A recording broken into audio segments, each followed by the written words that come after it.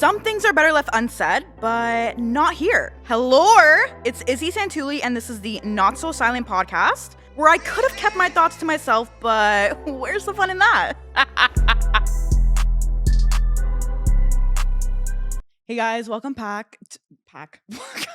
Welcome back to the Not So Silent podcast. I have my guest here today, Sophia. Thank you for having me. Thank you for fucking coming. Of course. I'm so fucking excited. We've been looking forward to this Yeah. since we had our call, which was like 2-3 weeks ago. And guys, we were literally just like yapping, and we're like, "Hey, no, we have to save it for the podcast. We have to save it. 'Cause we just have to. I There's came so much. ready to yap. Yes, guys, we are so ready. Yeah. Sophia's ready. I've been ready.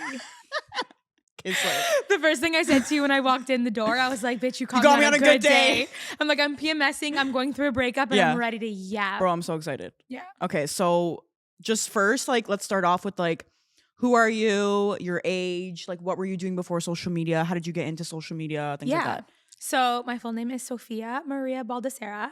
I'm 28 years old. And how did I get into social media? I actually did a media class in high school, which was like my favorite class throughout all of high school. And I really enjoyed like video editing and like creating projects on like iMovie and stuff. And then going into university, I kind of didn't really know what I wanted to do. So I took a media program at Ryerson. I was in the RTA program. And again, you know, I stuck with it because I've always been really good with like technology and camera and editing and video editing. And while I was in university, I did an internship with my cousin. He was a YouTuber at the time. Okay. And it was a requirement for one of my like courses that I had to do like a co-op or like an internship. So I interned with him and I helped him with like filming, editing, analytics and all that stuff, creating content. And by doing that, I found that I really enjoyed doing it. Mind you, I was already posting at the time, but not seriously. Yeah. But like even when I wasn't doing social media serious, I was posting like so seriously because I loved it. Yeah. Like I loved it. Yeah. And then I started like, you know, taking it a little bit more seriously throughout high school, but not doing it as a job, just kind of seeing like what I could make from it. And then when I graduated, I still worked retail and I had a few other jobs. I did a lot of unpaid internships in like fashion and everything. And then 2 years ago, I took it full time and then I've been doing it ever since. I love content creating. So, what content were you making like before it was like serious type of thing? Was it the same? Same, like Okay. fashion. I love that. Like posting my fits and stuff. I was also like in such my streetwear sneaker era. Yes. Yeah. So I was just like posting like my fits and I was also posting like fashion videos, like styling like athletes and styling like celebrities and stuff. So that's what I was doing for a long time. And then when I obviously, you know, signed with my cousin's management. So I was like working with him. Now he's my manager. So it kind of like roles kind of flipped. Yeah. When I signed with him, obviously I changed my content to make it a little bit more professional and aesthetic and stuff, but it's still like fashion, lifestyle. It's just more. I remember, funny thing. So like when I was like, okay, not small, but like when I was younger, I was like, I like also stalked your fucking page. Really? I went on your TikTok and I went to like the most popular like videos to see if I ever saw you. And like your fucking Raptors one came up. Yeah. And I was like, holy fuck, I used to watch this girl. Oh my God, that's so funny. And you know why I didn't realize? Because your style has changed. It changes like every 6 months. Yeah, because I remember you used to rock the crazy colors, like the Jordans. And I was like, okay, like this is when I used to watch you. Yeah. So like I was just like, holy fuck. Like, anyways, I wanted to tell you that. And that's I kind of sound like a stalker, but yeah. No, not at all. That's so cute. That's kind of like when I got my start on social media though. That's like what I kind of became known for was like this like girl in like Stone Island, this like girl in streetwear. That's kind of how I got my start in social media and kind of like what made me grow a following a little bit. Yeah. Because at the time there was definitely a lot of girls in streetwear. But like I guess like in Toronto, I was like the girl always in Stone Island, like the girl working at a sneaker store. Like I for a long time, I was like the only girl working at the sneaker store that I was working at. And Really? Then, and then they hired like another girl after me. But I guess, you know, girls in the space, it was like very niche. So they really stood out. Yeah. And it was like so cool because I remember there was like so many girls in streetwear on social media at the time. And I'm like, we're all so cool. No, I love rocking that. Stone Island. I remember fucking seeing like the outfits and I was like, bro, like this girl's fucking like, this is cool. And you've never seen it before. Like you don't see like, I remember you were one of the first ones that like were rocking colors like that and like a style like that. And like like you said, I feel like that's what like you're following was like, oh, okay, like she has a different style than what we're used to. Yeah. And that's why people were like drawn to you. Yeah. People either found it like really weird or like really interesting. Like people either didn't get it. But I've always been like that with fashion though. Yeah. Like for me, fashion is like self-expression. Of course. Right? So it's like there's days where I feel like dressing like a man, like literally like I used to shop in the men's section all the time. Like that's me actually. There was like a point in time I wasn't even shopping in the women's section. It was like only shopping in the men's section. Fuck. Yeah. And that's why I'm like, it was meant to be that I had two brothers because I would always steal their clothing. Yeah. Yeah, so it was just like, for me, it's self-expression. And it was like, there was days I felt like dressing like that. And then there was days I felt like dressing like in a mini skirt and like heels. Like I don't really have like a certain aesthetic. My aesthetic is that I have no aesthetic. Yeah. If that makes sense. Yeah, no, I love that. Yeah. I love that. What are you like known for on social media? And like what videos that did you make that went like super viral for you? So I definitely, I post fashion and lifestyle. I think people probably know me from my vlogs for sure. With the shower, with the SB on the shower. Yes. Or even like, I like to like, with my videos, I like to make it feel like my audience is coming along with me for the journey. So I like kind of like, that's why in a lot of my videos, I'm like, come with me as my plus one. Because I like to bring them along and make them feel like they're coming with me. So like I'll bring them to like Raptors games. I'll bring them to like fashion events and fashion week and all my traveling and stuff like that. Videos for me that have gone viral are definitely like the dishes my family got for like our home. Those are fucking cute ass dishes, dude. They are so cute. So cute, yeah. So like the dishes we did for like our home and like our condo in Miami. Yeah. Like even like the vlogs, like sitting courtside at the Raptors games, like going to fashion week and all that stuff. Yeah. Yeah. Those I haven't had like too many like viral videos. I don't care about that. Yeah.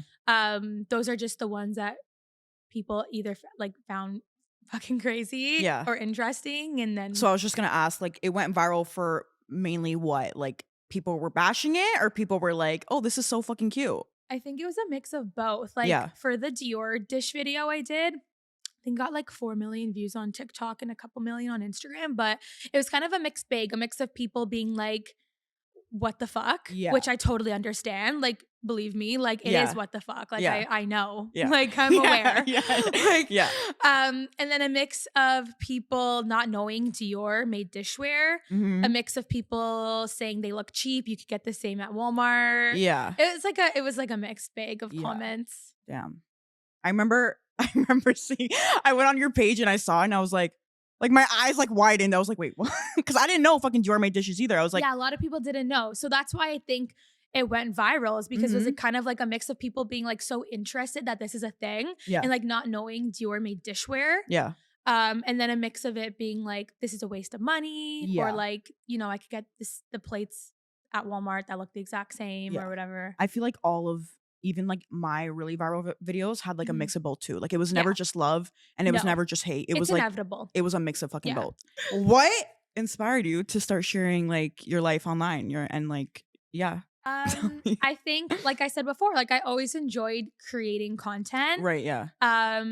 Even before I like signed with an agency or like took it seriously or took it as a job, I just always loved being in front of the camera.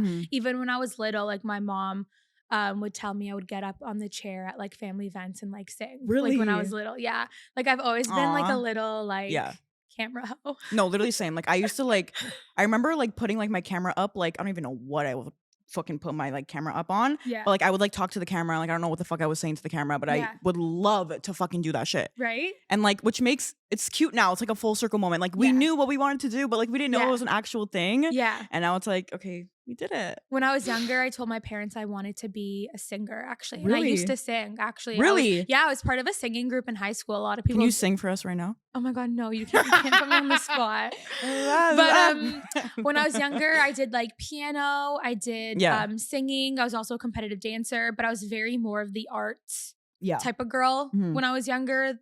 But yeah, I would even create like scripts and like notebooks and then like do stuff on like iMovie on my laptop and like photo booth and stuff. So I was always into that. How about Video Star? No, not Video Star. Really? No. I used to love Video Star. Video Star and Thriller. Oh, I remember that one. Bro, yeah. That used to be my fucking shit. Yeah. Actually, people don't know this, but we were talking. We literally went to the same dance studio. Yes, we did. When we were younger. But like we never ran in. We never knew. We never knew each other. Fucking Debbie, bro. But now we do, and that's all Yeah. that matters. No, that's literally. The universe brought us together. No, it literally today, did. Yeah. And now we're girls. Bro. Do you ever like miss dancing? No. Really? No. Okay, but do you ever like miss like, okay, there's like dancing and then there's like being on stage. Okay, I definitely miss going to competitions. Those were Okay. so fucking Yeah, fun. and like sitting at the awards Yeah, and like just getting waiting. into school and like going to like Bro, competitions yes. with all your friends, and like it was so fun. Yeah. But no, I quit going into grade 11, and when I quit, I actually wish I would have quit earlier. Really? Yeah, because then I was never involved at school because I was always at dance. Like yeah. I was at dance 4 times a week. So like Were you doing full time? Yeah. Okay, yeah. It's full time's a lot, yeah. Full-time competitive. Mhm. So I was at the studio like 4 times a week. So I had no social life at school. Yeah. And my friends were my dance friends. I had like one other friend in high school. Yeah. So then I quit going into grade 11, and then I got involved with the school play, and I did costumes, hair, and makeup. And that was so fun for me because it was another way for me to meet other people at school. Yeah. Which helped me a lot because I didn't have a lot of friends in high school at all. I was like very to myself, and I wasn't really included in things and stuff. So I was like, fuck, I kind of wish I like quit dance earlier because obviously I'm not going to do anything with this, but it was kind of just like a co-curricular. Yeah. Right? Like I wasn't good. It was like canon. Like I wasn't good. Like I wasn't doing like backflips and aerials. Yeah, no, me either. Stuff. I could like, not fucking do that. I was in it for the social aspect. Like, come on. I was in it for like the friendships and like to miss school. Like, yeah. And there was like, I feel like there was so much also drama. Yeah. In like the dance Always. community. Like there was always something going on. And like, yeah, I would always get pulled out of, but I liked it actually. I liked getting pulled out of school. Yeah. But again, it took me away from like making friends in school and like having another life besides dance. Yes. That's what it is, I think. Yeah, because I like all the girls in my grade at school, they were on like the volleyball team or the soccer team, and like I did not have any of that. There was no time to even do that. No. Yeah, no. And then I think there was like one year I was on like social committee, and then I was part of the singing group, which was called Tritones. Cute. So that was like another co-curricular that I did, but I did that again grade 11 and 12 once I quit. But like grade 9 and 10, like I was always at dance. But yeah, I don't know. I also had a hard time making friends when I was younger. And I'm not really sure why. Yeah. But it was also, I went to a private school, and the girls in my grade were like very catty as well. So I kind of just like didn't really care. Like I was civil with everyone. I got along with everyone, but I wasn't really like hanging out with anyone after school. Yeah, me either. Yeah. I would always be like I remember I had like the one friend that I was like, okay, I was close with her, but I was always, and it's so weird because I was literally talking about this in the car, like coming here. I was like, I used to be so quiet. Like I was the shy girl. Like I would hide behind my mom every time my mom was like saying hi to someone. Yeah. I would like hide behind her because I don't say hello. But now I'm like, I will yap for 5 hours. Yeah. Like I won't shut the fuck up, and that's the problem. I've like, always been a yapper, but like to people that I'm like that I know really well or I'm comfortable with. Yeah. But then people who didn't really know me like at school would probably think I was extremely shy. But like if you really knew me, you would know I don't shut the fuck up. Yeah. No, this is gonna be a 5-hour podcast, guys. I love it. Get ready. I love it. Hey girl, thank you for being here. You are now part of the Not So Silent fam, and I appreciate you so much. To show my appreciation, I'm going to be giving away a care box each episode. To win one, make sure you like and subscribe, send a screenshot to my Instagram, and I'm going to pick a winner. Thanks. You've addressed on social media like what your family does for business. Do you want to like kind of go into that a little bit? Yeah, so we're home builders. Okay. And I've worked in my family's company for quite a while, actually. I like kind of go in and out of it. So when I was in high school, university, I worked there and I did reception. And then when I was trying to remember like the timeline, because a lot of people don't think I like work, or I've never worked a day in my life. I've had so many jobs. Yeah. I've worked multiple retail jobs. I've done so many unpaid internships like in the summer. Yeah. Worked in my family's company. I did reception for a while. So I'm trying to like remember like the timeline of everything. Yeah. But when I was in school, I was doing like internships because I was trying to, I knew like that would always be there. So I kind of wanted to make something for myself. Yeah. So I worked with like a huge production company on the stylist side of things. So I worked there while I was in school, while also working with my cousin. And then I worked in retail for a little bit. And now that I'm like getting older and I'm finding my true passions, I'm like finding my way back. Yeah. And now I'm there working under my dad's sector on the interior design side at Starlane Homes. I've seen that. Yeah. You posted about that. So I just designed a model home with our interior designer, Allie. Cool, yeah. And that kind of took us like the whole year. The opening just happened in November. Yeah. And we started that like end of February. So that was like a whole year project I was doing on top of like my content creating. But then it kind of like coincides, right? Yeah. Like it kind of fashion Because business. in Miami, you're like decorating like your room. I was singing, I'm like, this kind of like coincides with like your family business. Exactly. So it kind of like all goes together. So Yeah. it's like, okay, like I can do all these things that I love and still do content creating with it. Yeah. And I'm like, it's a good way to like, you know, branch off and show people more about the business and more about the behind the scenes of like that. Yeah. And then also creating like content within that. So it's like it kind of all flows together. No, it does. Yeah. I really, really enjoy it. So I'm doing both. It's like I'm signed with an agency for my social media stuff because at the end of the day, I want to build a brand for myself as well. But I also love the ins and outs of what my family does. And I feel like I've grown to appreciate it even more now that I'm more involved in it. Yeah. So basically it's like balancing both, but I do enjoy it. I love being busy. So yeah, and we'll see. I see myself doing the social media and building my own brand and business at the end of the day more than being in my family's business because I never really saw myself working in the family business, to be honest, even when I was younger. But I think things change when you get older, and I find myself, once we did a huge home renovation, I found myself really enjoying working in interior design and working with our interior designer on that. And even my mom, and she's like, you have a really good eye for this. Like you should like, you know, see like what you can do with this and everything. So yeah, I've been balancing both, but it's fun. I remember you recently posted like a video of you like decorating your bedroom in Miami and you did that like poster on top of the bed and I was like, holy fuck, this looks so fucking good. And I commented under that video, I'm like, can you please come here and decorate my room because I love it. I need help because I don't have an eye for that. I love decorating. See, like I'm not good.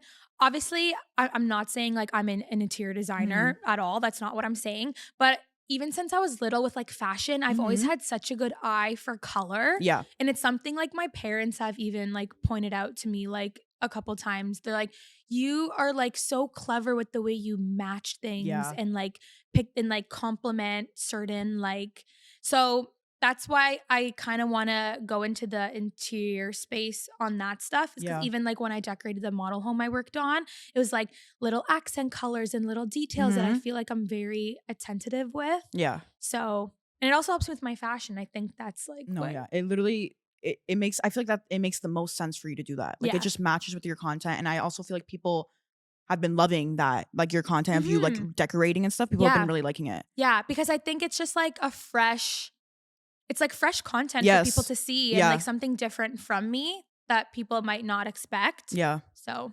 No, I like that. Yeah. Vibes. If you had to choose, what's the biggest challenge being like a content creator? Or even on social media? Biggest challenge, I think, the assumptions people have about it. Like people think you don't have a real job. Yeah. When they're only seeing like 2% of what you do. Right. Yeah. Like they're seeing the perfect parts. Yeah. They're seeing the perfect parts. So I think that people like kind of making fun of me or thinking like all I do is like take videos and pictures all day. But there's a whole business side to it that people don't see. No. Yeah. You know what I mean? And it's like, it doesn't matter how many people in the industry say it, they still get shit on for it. Yeah. Everyone. Yeah, everyone. I'm like waiting to get canceled. For saying that it's like a hard job. Yeah. Like I remember I literally went on TikTok and I was like, because all my content is like bubbly, energetic. Like I don't post like sappy crying. Like I never do that. Yeah.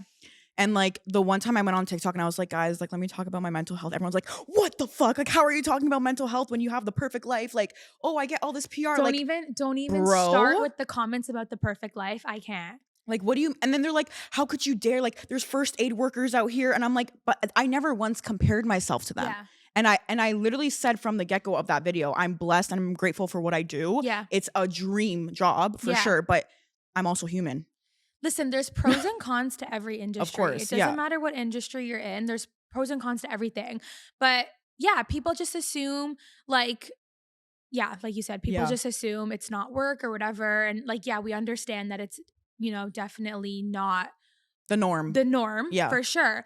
But it's still, you still have to like get up every day and put yourself in front of a camera. There's days where I'm like feeling really down and have really bad anxiety. Yeah. And I don't feel like filming something. But then if you don't film, you don't have content to post. And if you're not posting, you're not keeping consistent. Yeah. If you're not consistent, you're no not brand deals. And you're not going to make anything for yourself. Exactly. Yeah.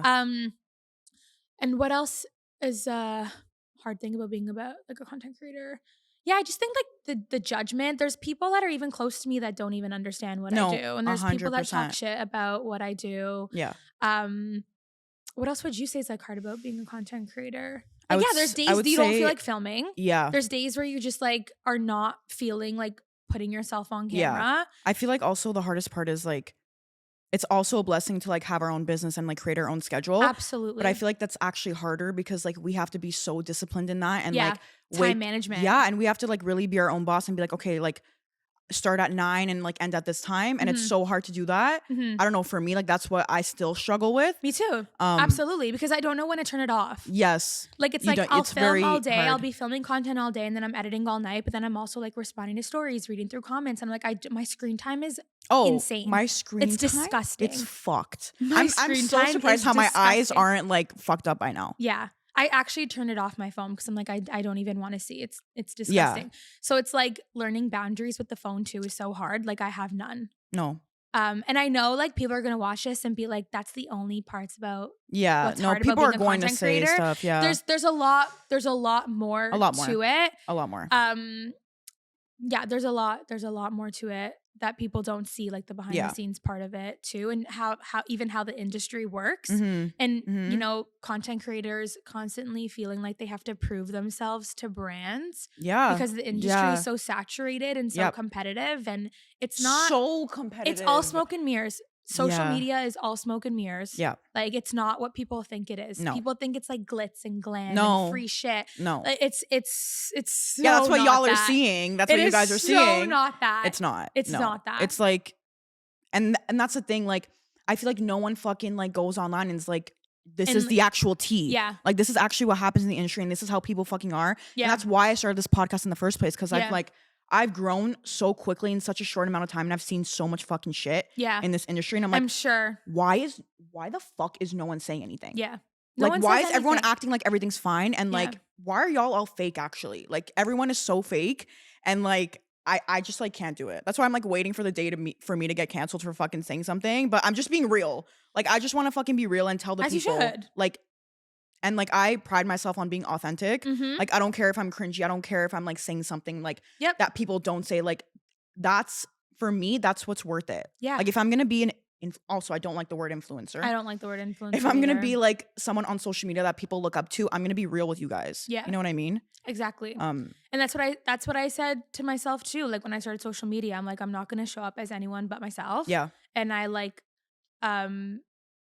think that's what my audience likes about me too, is that like I'm authentic. I don't have to go online and pretend I'm somebody I'm not. Exactly. Yeah. But yeah, I think that's it's a pretty smoke and mirrors industry. Very, yeah. What I didn't understand it, but you know what? I don't blame them, because like when I wasn't in the industry, I was also like glitz and glamour, perfect life. Well, I'm sure we both look at people online and assume like they have a perfect life, but you don't know what goes on behind closed doors. Yeah. Right. And people don't talk and it's about like it. And like we just said, like we know that the industry is so fake and it's all smoke and mirrors, but we still go online and look at people and be like, oh, must like they have a perfect life. Yeah. Or whatever. Like, even to people, I feel like people might look at me and think I have all my shit together and everything. And I'm like, that is the farthest thing from the truth. Yeah. Like, I remember seeing a video of you, because again, I went down a rabbit hole and I was stalking you.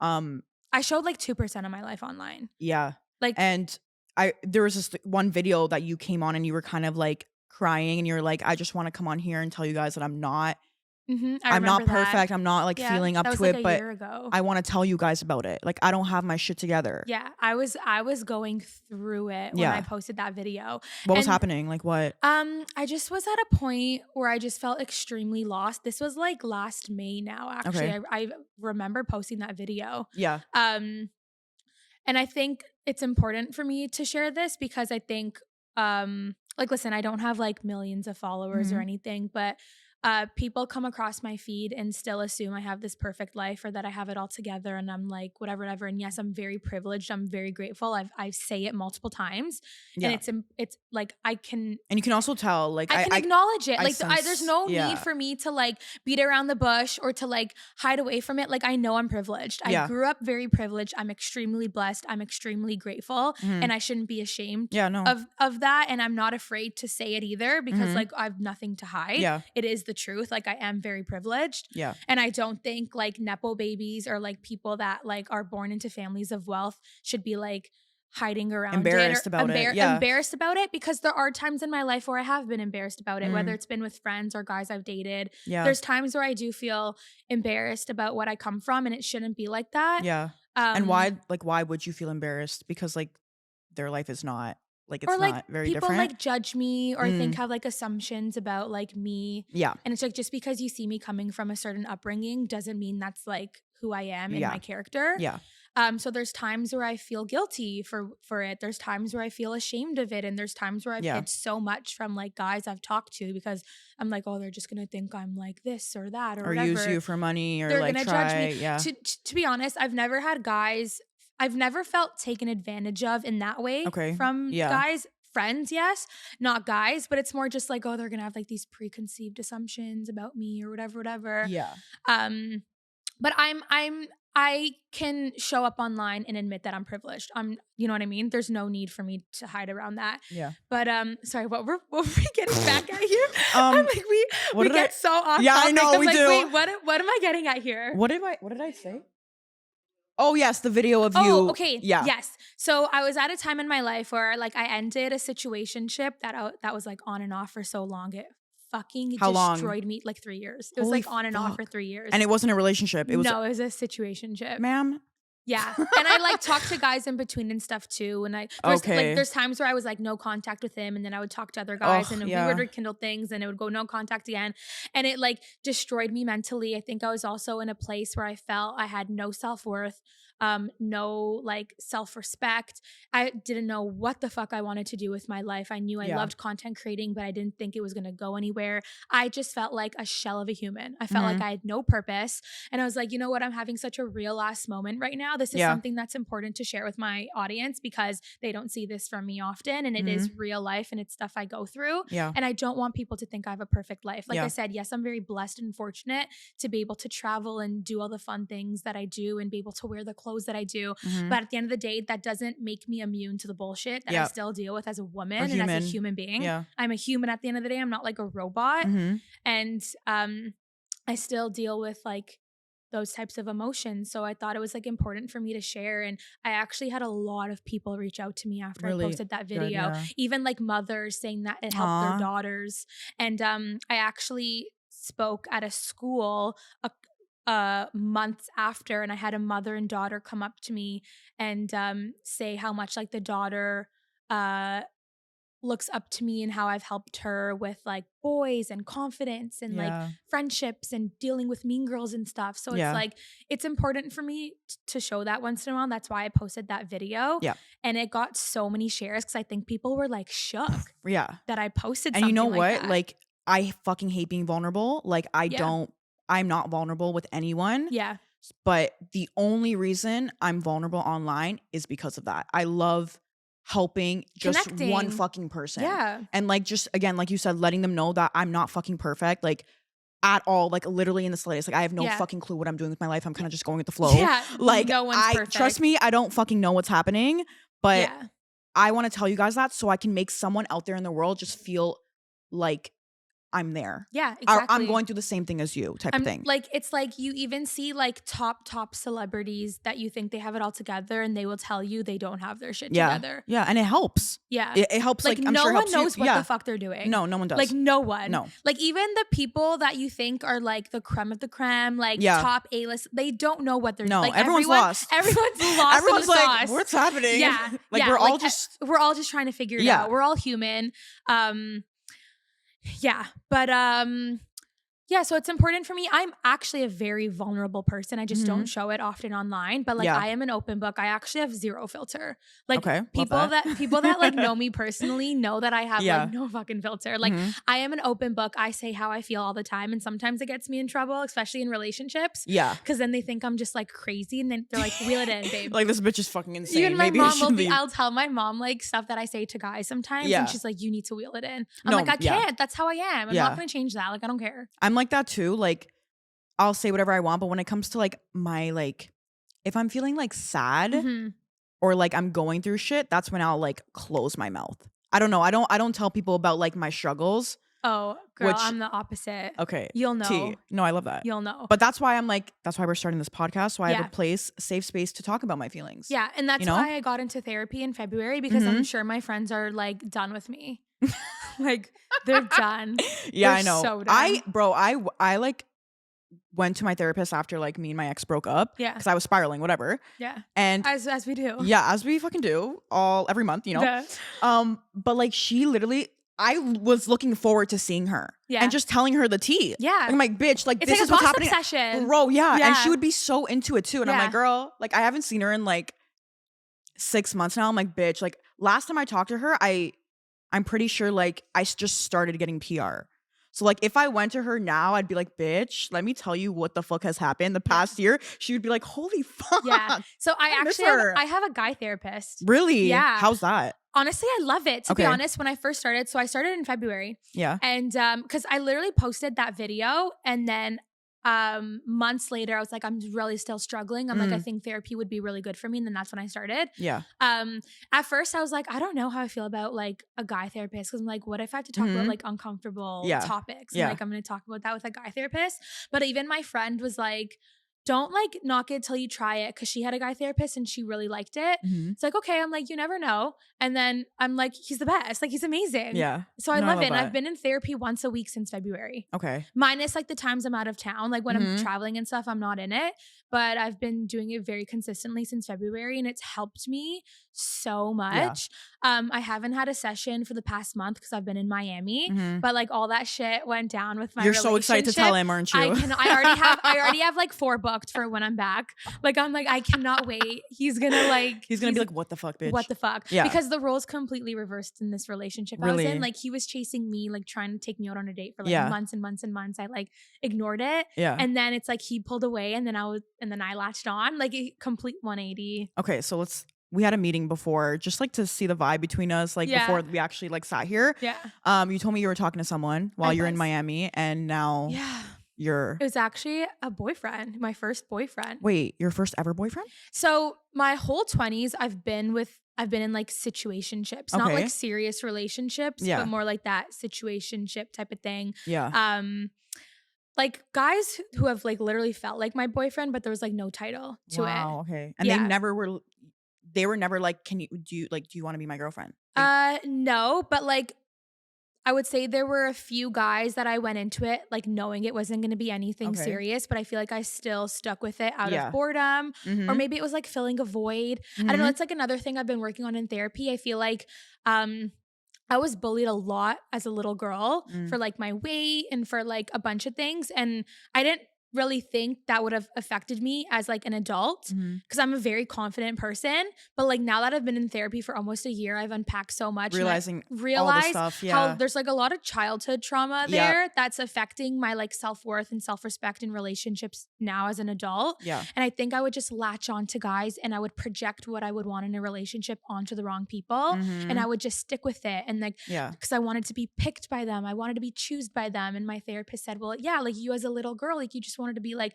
accepted, you wanted to be picked, you wanted to be chosen, like, so it's like a lot of that stuff. So I feel like I definitely strung relationships out a lot longer than I should have, even like knowing they were pieces of shit or like didn't treat me right. But I just liked having like that comfort, someone there. Someone there. Therapy changed a lot of that for me. And then I attracted this guy who was like the healthiest guy I've ever met in my life. I met him on Raya, actually. Okay, bitch. Can you send me a referral? Yeah, of course. Because I'm trying to get onto that app and like it's not. I like, deleted it, but now I re-downloaded it because fuck that. I don't even know what the last 4 months of my life was, but I'm back on really it. So now I can I'm send you a scared. referral. Yeah. Okay. After. No. So I met him on Raya, which is so weird because like he's like the male version of me, like full Italian, like literally Okay. checked off all the boxes. I'm like, I can't believe I had to get on Raya to meet you. Yeah. Like you literally feel like my family. Mhm. Like, you know what I mean? Yeah. And he said the same thing. Like after like our third date, he goes, you remind me of like my family because we're like so Damn. cut from the same cloth. Yeah. Is he older? Younger? Yeah, he's 7 years older than me. Okay. Yeah, All right. which Oh, I God. actually liked my whole Yeah, life. me I too. I always like talked that. to guys like my age or like a year or two younger. I was like a little bit of a cougar. Yeah. Yeah. Always with the Honestly, younger guys. It's like low-key. a lot of my brother's friends and stuff. Yeah. Yeah. But now that I was with someone older, I'm like, this is definitely what I need. Mhm. But he was like chasing me for like months and months and months. I didn't pay any attention to it because I didn't Yeah. even want to be on Raya. My friends forced me onto it because I Mhm. was going through a very difficult time. They're like, just get on it just to see what's out there. Even if you don't Yeah. use it, they're like, just get on it. Like Yeah. whatever. Like they're like, Shawn Mendes is on it. Wait, Bad what? Bunny is on it. They're like, dude, I need to they're go. like, we just want to see who's on it. Do it for us. Yeah. So this guy I was with was one of the first guys I matched with. He messaged me for like 4 months trying to take me out and I ignored it because I wasn't even using it. Mhm. Like I had the app on my phone, but like I wasn't even like checking it. Like Yeah, I did yeah. not care. Yeah. And then my friends are like, just go. Like you never know what will come from it. He looks very cute. Like he's being consistent. That's something you want. So we went on our first date end of August. And then from there we were like seeing each other all the time. He's the first guy I introduced to my parents and to my brothers. And what did they? They liked loved him. Wow. They okay. loved him. Mhm. And for a while though, I was questioning the connection. Okay. Not that I didn't like him. I definitely liked him, but I was like, I don't know if this is it. Yeah. And I'm like, I don't The gut feeling. Yeah. Yeah, I was like, I don't know. Like, I'm like, there's no doubt in my mind that he would make an amazing husband and an amazing father. But I'm like, is he my husband? Yeah. And I had that like gut feeling for a while, but I still strung it out because he was like the nicest guy I've ever met. Mhm. That treated me so well. Yeah. And it was also kind of an adjustment for me. So I think part of me was self-sabotaging it too. Mhm. I met his siblings. We went for dinner one Wow. night. They were awesome. Yeah. He came to my brother's birthday. He met my parents. No one knew I was dating him, by the way. Okay. The only people that knew he was my boyfriend were like my close friends and my parents and my brothers. Yeah. Because I kept it still very low key because I Private. wanted to be more sure. Yes. And yeah. also it was like my first like real relationship. So I was like, I don't need people's No. 2 cents. No. And like you also don't want evil Milwaukee. eyes. I never need the Yeah, evil no. eye. Like I'm No, just like, fuck so I that. kept it very low key, but he was my boyfriend. He made it official with me after meeting his siblings. Wow. And I was like, you know what? I'm just gonna like, maybe it's like a slow burn. I Mhm. did like so much research on like slow burn relationships because I was like, Yeah. maybe this is just taking me time to getting Yeah. used to because I'm used to toxic. Yes. I'm used to infatuation. and attracting. Yes. Yeah, I'm used yeah. to like stuck on the idea of someone, but this guy just showed up to me and he was like a man. Yeah. Anyways, this is really long, but like it gets somewhere. Yeah. So I leave for Miami for the month. Before going to Miami, I went to New York with Amazon on a brand trip for Okay. Prime Video. Yeah. And I just expressed to him how I was feeling because we promised each other open communication. Yeah. But I think what I expressed and what he heard were two completely different Mm. things. And I think it just completely like shattered him Mm. and made him completely heartbroken, completely bruised his ego. But I never said Yeah. I was breaking up with him. I never said I didn't want to talk to him. Like I didn't say like, fuck you, I don't want you Yeah. anymore. Yeah. All I said was like, listen, I'm feeling a little bit of a lack of a connection here. Like maybe we can like do things to make things a little bit more exciting. Like Mhm. add some excitement to the relationship. Maybe Yeah. like go out with each other's friends, like see each other in different environments. Like it just felt like we were dating for 10 years already. Like, you So know it what was I mean? boring. It felt boring. Yeah. Like, Yeah. and I loved hanging out with him. I loved spending time with him, but I'm like, it shouldn't be this comfortable this early on. 100%. Yeah. And then I went to Miami and it was just like downhill from there. He was like adding girls on Instagram, requesting girls on Instagram, doing the Oh, whole Lord. liking photos. And I would never tell someone what to do. Mhm. But like, in my opinion, like if you're dating me, like I don't need to go Oh, yeah, online no. and see you liking pictures of girls with their tits out. Like No. that's so disrespectful. Yeah. Yeah. Mind you, adding girls on Instagram and accepting requests. And then so the situation just kept going like this Mhm. when I was in Miami. It just kept going downhill. And I feel like that was the only one trying to keep it together for the both of us. Yeah. And I think at that point his ego was just like so bruised and he was completely checked out of the relationship. Yeah. So I was like doing the whole stalking his following for a really long time, Yeah. which did not help me. I'm like still anxious, Mhm. like going on Instagram Yeah. and like having to see that. And I'm Yeah. trying not to do it, but it's so hard. It's hard. all you talk about is like having loyalty and respect for each other, and then you go and do this to me. Yeah. And I was like, when I'm home, I will not be reaching out to you. Mhm. I've put in enough effort trying to keep this together. I'm done. Yeah. And he's like, that's fine. Leave it up to me. I've been home for 3 days. He still hasn't reached out. So I broke up with him on the phone. I was like, Yeah. I'm leaving this year. He was like on a golf trip with his boys, and I'm literally Bro, like, ciao. We're done. Yeah. Ciao. Ciao. Bro, no, as you should. That's fucked, bro. I'm How are you getting caught and you're lying still? Yeah. You look like an idiot. Yeah. Like you could just post that and like expose him, but obviously you're not gonna do that. But like No, because could. you know what? At the end of the day, I don't hate him. It's not like it's not like it ended like fuck you, Yeah, like yeah. I hate you, you're a piece of shit. Like we ended very amicably Mhm. because we did get along very well, and like before things went downhill, like it was a very mutual, respectful relationship. Like Yeah. my family loved him. Even when I told my brother about all this, he's like, "Damn," he goes, "I really liked him. Yeah. Like I really thought he was like maybe." You know, The one. not like the one, but he goes, like, I could see this Potential. being someone Yeah, for yeah, you. yeah. Even though and the funny thing is, I was the one questioning the connection. Now I'm like batshit crazy about what's happening right now. Like Yeah. it's just the roles completely reversed. Yeah. So what like traits did you like what were the traits that you found in him where you're like, okay, wait, this is like a healthy thing. Like it's not like my old situationships. Yeah. Like, I mean, someone just like showing up for me and not playing hot and cold, not playing games, communicating with Mhm. me, initiating dates. Like before our first date, he even called me saying, "Hey, Sophia, just wondering like if you needed a ride tonight," or like gentleman. Like he Yeah. was such a gentleman. Like Yeah, planned yeah, all of our yeah. dates. He bought me flowers. Cute. He planned a whole day in Niagara for my birthday. We went to Okay. a winery, which like I don't drink, but it was still like so much fun. It's the Like, thought that counts. yeah, like he was just like a gentleman. So that's why like when I saw this side of him, I was shook. Mhm. And that is what's hurting me still. Yeah. Because I only got back from Miami a couple days ago. So Yeah. it's still very fresh. And I'm just Mhm. like so hurt by his actions because I did not expect that from him. Yeah. And the fact that now like I feel like I can't go back to it is what hurts me even Yeah. more. Because I was like, I would have loved to see if there was potential here. And now And he's never not even know. fighting No. for you. Like he's peace. No, because I think his ego. It's his ego. I actually can't. Yeah.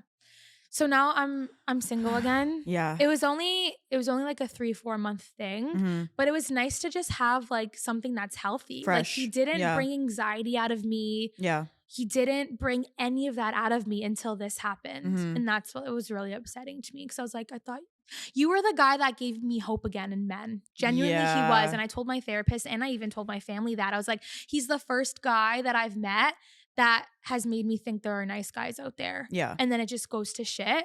I'm like, now my trust issues are going to be 10 times worse than they were before. Yeah. Well, let's go back on Raya. I am back on it now. Okay, T. I Why need not? to get on it. Like, why not? Yeah. He had no fucking problem and we weren't even broken up yet. So Yeah, dude. See, this is why also like, okay, well, I have Hinge right now. I've never been on the dating apps. Raya is the first app I've been on. I've never done Bumble, a Hinge, any of Okay, those. Yeah. Because they're so, I'm not gonna lie. I know a lot of people that have met their significant other off Bro. of dating apps. It's not for me. It is not for me. Yeah. I don't even know why I'm still on Raya. Like, Yeah. I don't even know why I re-downloaded it. Yeah. I'm just in that like fuck it phase Yeah, you right don't now, know. I guess. Yeah, going with the flow. I was like, I mean, I met him off Raya, so I'm like, who knows? Yeah. But that's not how I wanted to meet someone for Me like, the either. longest time. I want to meet someone like Organically, Yes. naturally, like friends of friends, Yes. family friend who like has already known me. Also, Yeah. too, I've been with guys who have been extremely intimidated that I do social media for work. really. Yeah. Okay, going into that, like, have you ever felt like embarrassed or like weird to tell people what you do, like men, Yes. specifically? Yes, there's been guys that it's made them extremely insecure. Like I was with a guy who like would make comments about the TikToks I posted, and I was Really? like, yeah, like I can't.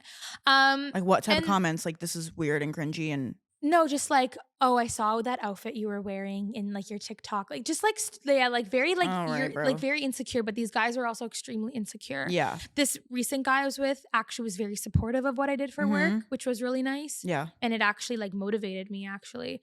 He had no problems with it. But Yeah. I think there's guys I've been with that I feel like I'm more embarrassed about like my lifestyle.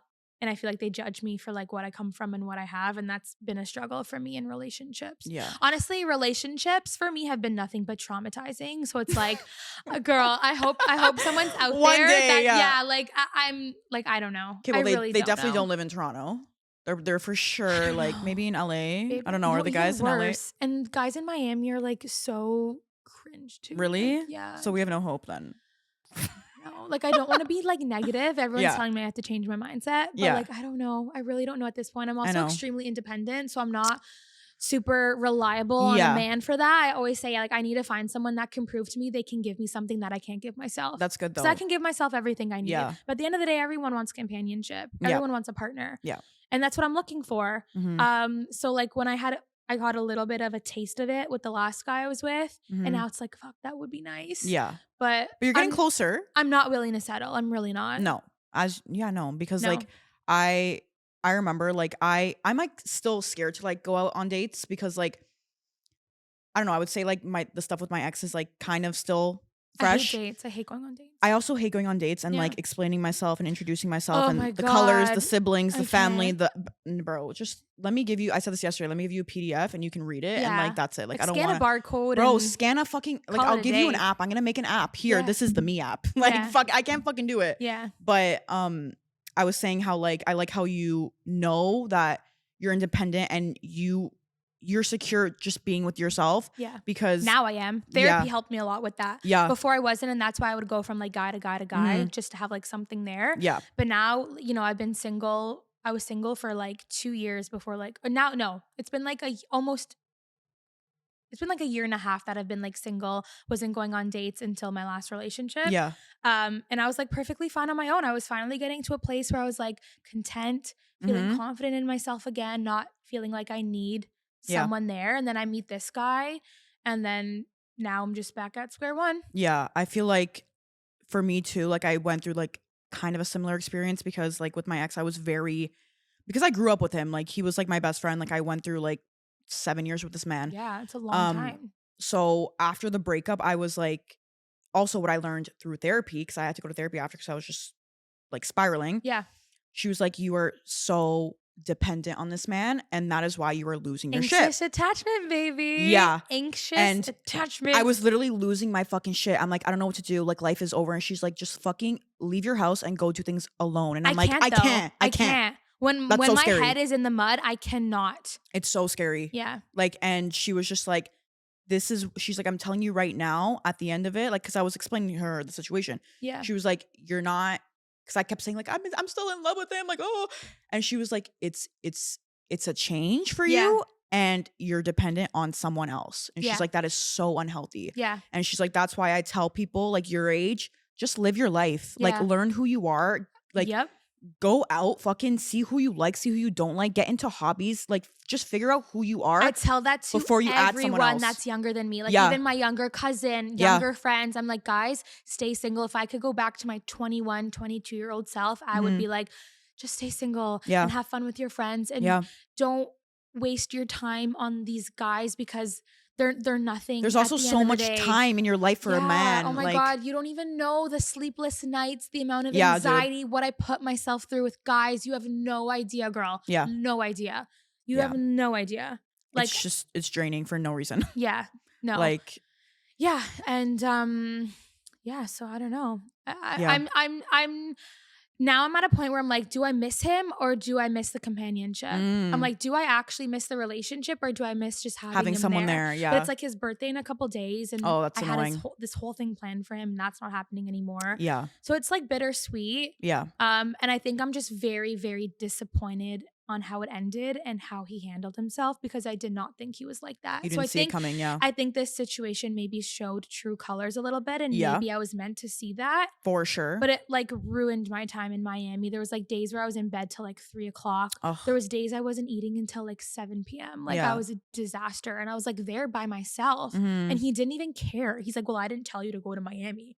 I'm like, are you fucking kidding me right now? But it's not even about that. It's not about that. Yeah. Like, maybe like you're 35, learn how to communicate maybe. Yeah. Did he like call you? No. I was Nothing. the only one reaching out for 2 weeks to try to fix things. Yeah, no. Yeah. Yeah, no. Because he said he needed space. He said, don't worry, no one's walking away from anything. We just need space to figure things out. That's when you know, when they fucking say that. Little did I know space was him keeping his fucking options open and lying to me about it. Yeah. Like, maybe that's why you're 35 and single. Yeah. I told him that on the phone. Good.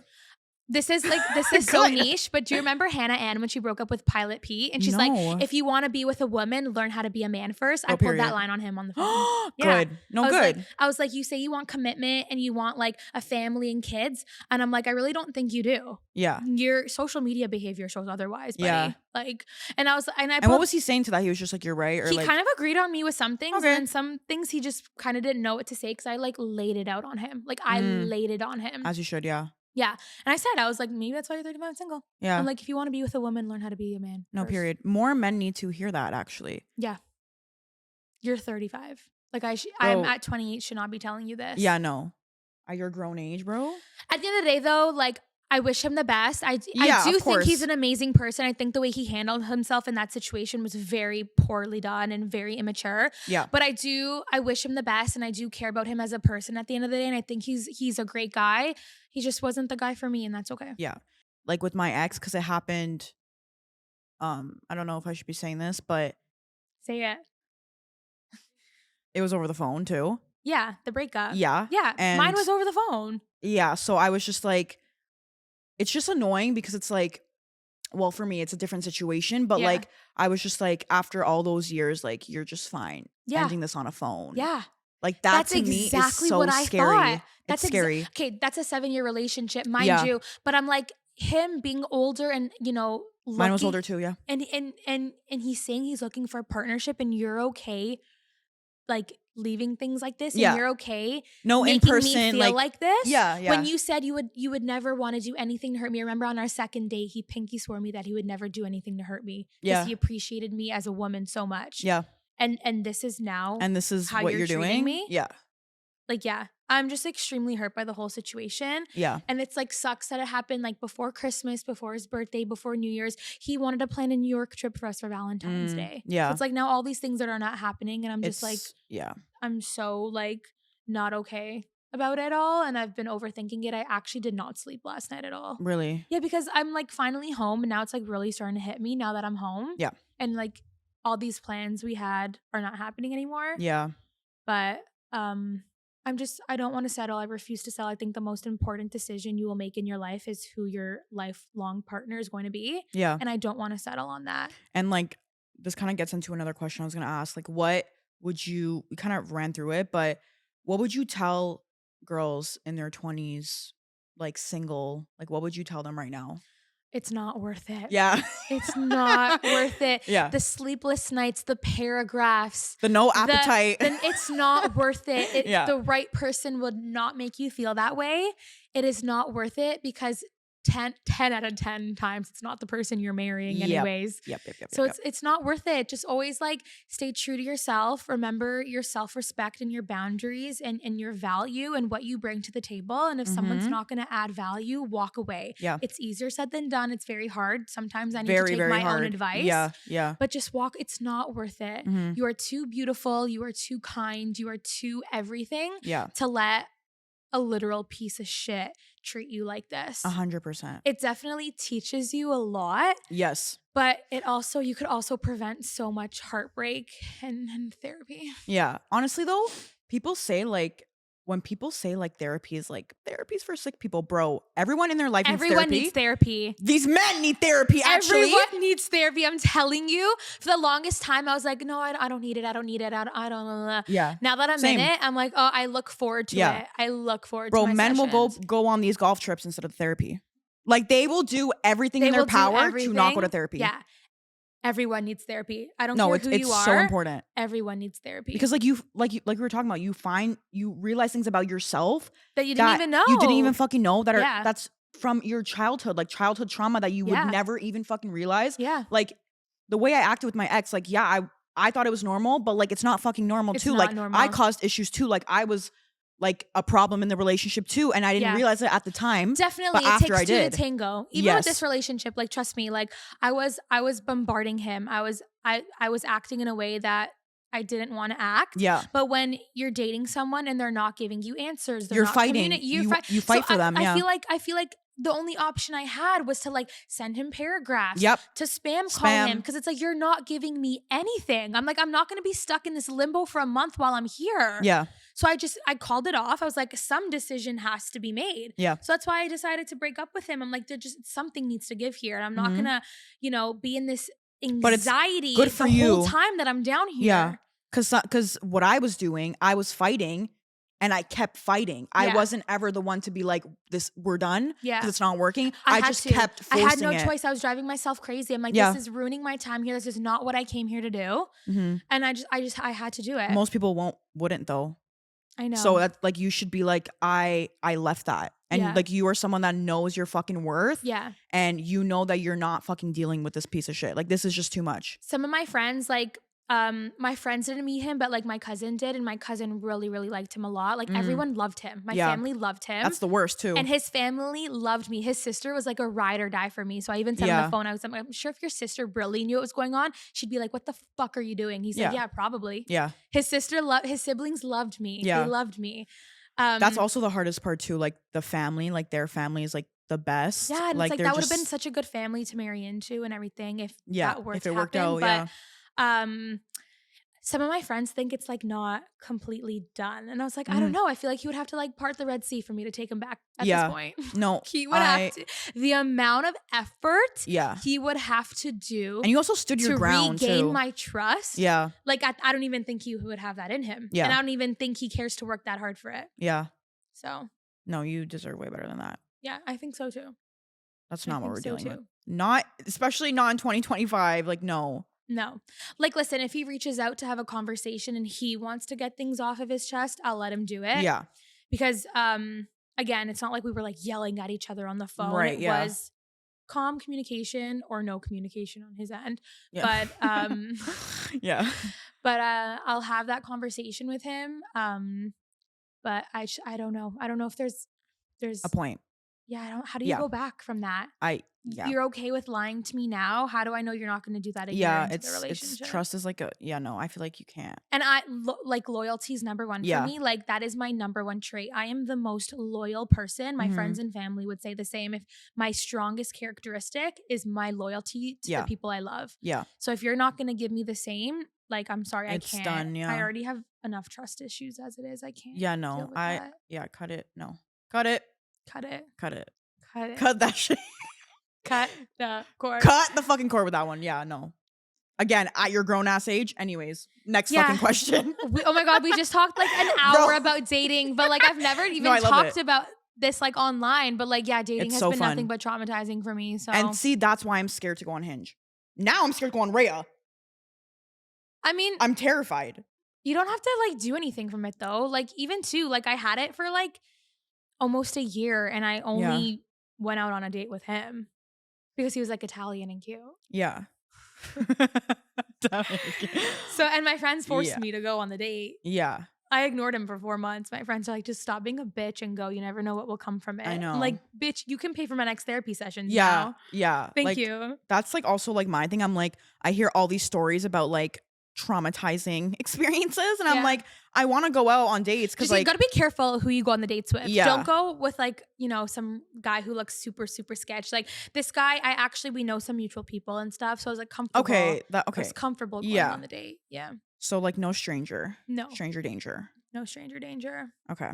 You know what's so funny? I told him that, so I got back the 21st, December 21st from Miami, but I actually told him I got back the 20th. I told him a day earlier just to give him that extra day to reach out. Wow. It's 1:30 on December 22nd and I still have heard nothing from this man. Fuck you. I honestly feel like he's like already moved on. You know what? You know what the thing is? Men, to be able to move on, they have to get someone else. Because they don't want to fucking feel their emotions also. Yeah, he's probably like, being distracted and whatever. He was on 2 guys' trips. Exactly. You have to be distracted. He probably, I don't know if he physically has done anything. I don't know. But he's probably just like filling a void right now. Oh, for sure. That's literally what they do. But then you're a baby. You're literally a man child. Yeah. Like call me and communicate. Like that's how you're going to want, that's like how And it's always you the want me to ones. perceive you. It's always the ones that are like, let's communicate. Like, let's work on communication. No, and you then know you what it fucking is? do this shit, Bitch, bro. you know what it is? It's always the men that want you first.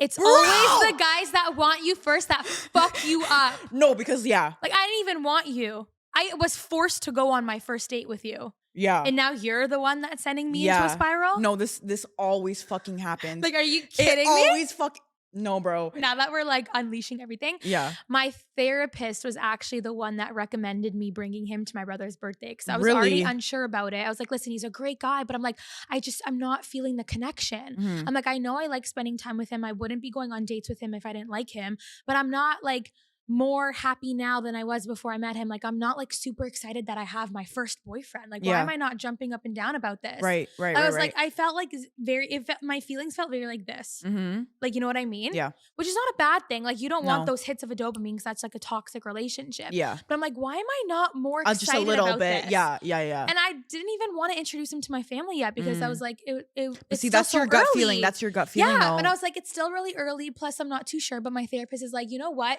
Do it because maybe that will like grow your Help. feelings for him. Yeah. It didn't. Yeah. I was very impressed with the way he handled himself meeting everyone. He even like talked to my nonna for like 20 minutes. Okay. Like the way he handled himself, I was so impressed with. Yeah. But it didn't make me like him more. Like it didn't make me grow. Even meeting his siblings, like we had so much fun. It was like I've known them my whole life, but I'm like, it's not making me like him more. Like it's not growing that connection for me. Yeah. So I'm like already had all these reservations. So I'm like, now why am I like why is my head in the gutter about this now? I think it's because now it's the chase a little bit. Yeah. Whatever. We should switch the topic. I'm getting anxious. Yeah, okay, let's switch the topic. Let's switch. I'm like, this is like a whole podcast just on like men. Fuck men. To be honest, we could probably sit here all day and talk about shitty men experiences, but your social media shows a very like luxe lifestyle. How do you balance being, relatable to your people and then also how do you like balance hate comments or like what are your most popular hate comments? Tell me. I mean, I don't try to be relatable. I know my lifestyle is not relatable. Like I said, there's parts of me as a woman that are relatable and parts of me as a human being that are relatable. Yeah. But I know my lifestyle is not relatable. Like, again, I'm not afraid to own up to it. I'm not afraid to say it because it's not. Like, what am I trying to hide? Like, I know my life's not relatable. Yeah. So I don't try to be relatable. Like, what's the point? Like, there are so many content creators that go online and try to like put this whole act of like, I'm so relatable or blah, blah, blah. Like, who are you kidding? Like, you know what I mean? Like, it's like so, like, I don't need to do that. I'm not relatable. Even if I tried, my lifestyle's not fucking relatable. Yeah. Like, trust me, like, I know. Like, there's times where I'm like, yeah, I know this is not fucking normal, okay? Yeah. Like, so I don't try. I don't need to try to be relatable. I make content that's authentic to me. And what I love. I make content that I love to make and what interests me and what I think would interest my audience. But I do, throw in videos here and there, like things we talk about that do make me relatable because I want people to still know I'm a human being at the end of the day, you know? And just because you see someone online come from a certain status or position, doesn't mean that that's all of them. There's a whole another part to me as well. Yeah. But then, I'm trying to build a brand at the end of the day and I want to get into fashion and fashion is like the love of my life. I love fashion. So that's the kind of content I post because that's the stuff I enjoy. Yeah. And who wants someone to go online and be like miserable and complain every day about stuff they're dealing with, right? And that's like what I love to do, like as a content creator. Like everyone's like, you gotta follow the trendy audios, like you gotta you gotta do this and that, and I'm like, but I want to post what I want to post and that should be enough. Like that should be fucking enough. Like it doesn't matter about the likes, it doesn't matter about the engagement that all of y'all are focused on. It matters that I love what I'm posting and people are loving it too. Like that's all that fucking matters. Like I'm not trying to be the next fucking like relatable like hee hee ha. Like no, I want to be me, and if you don't love me, bye. Period. That's like, exactly. I don't give a fuck. That's exactly what I was gonna say. Hate comments, though, honestly, they go in one ear and out the other. Yeah. I have such a thick skin when it comes to that shit because I know it's just someone behind the screen projecting onto me. Yeah. You know what I mean? Like, they're miserable. They're trolls. Like, you can't take that seriously. Are you kidding? No. You cannot take it seriously. Did you ever take it seriously when you first started making content? No, it never got to you. Okay, never. Yeah. The only comments that bother me are the ones that question my character. Like when people just like assume I must be like a bratty, spoiled bitch, or I must be entitled, or I must be this way. Like when they question my character, I think a lot of people online know I'm not like that because I think I do a really good job of just showing up as myself and people can see that through the screen. But you do get, you know, those annoying people here and there that are like, oh, they know everything about you. Those are the only ones that bother me because I'm just like, no, like that's You're not so the case. I'm like, if anything, it's taken me 28 years to learn how to even stand up for myself. Like, and like learn how to stand my ground. I'm like, it's the complete opposite. If only you knew. Like, no, that's not how I am at all. Like I was raised way better than that. My siblings are not like that. So those are the only ones that like kind of bother me, but I'm not like crying about it. Cause you know, the positive comments outweigh those 100%. Ones, you know? But no, when it like comes to like people putting hate comments about like my appearance, it goes in one ear and out the other. I'm very secure in who I am and how I look. So I feel like that's also important. To, especially if you're on social media. Because a part of our job is getting opinions.